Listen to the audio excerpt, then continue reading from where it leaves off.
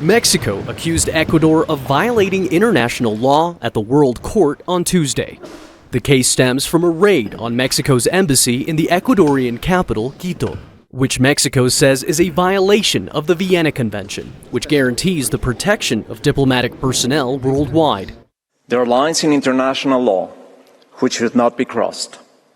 Regrettably, the Republic of Ecuador has crossed them.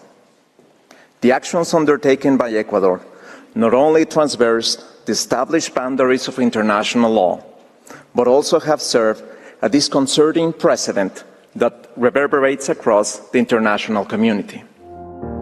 Surveillance video from the April 5th raid clearly shows Ecuadorian police entering Mexico's embassy and arresting Jorge Glas, Ecuador's former vice president who has been twice convicted of corruption and had been holed up in Mexico's embassy since December.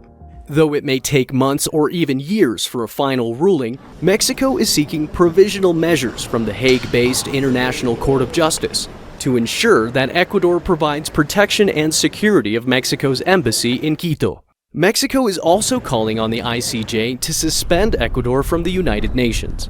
The most urgent matter that we have now is to protect the premises, the archives, and the property.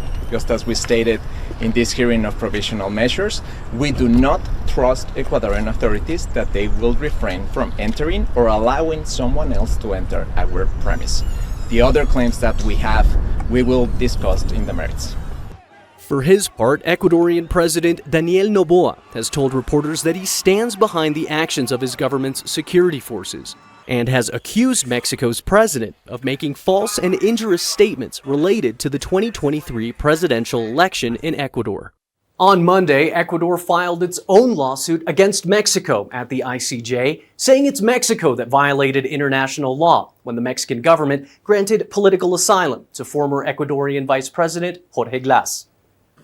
The diplomatic dispute between Mexico and Ecuador has prompted a multitude of Latin American leaders to rally in support of Mexico, and several nations have since removed their diplomatic missions to Ecuador over the incident.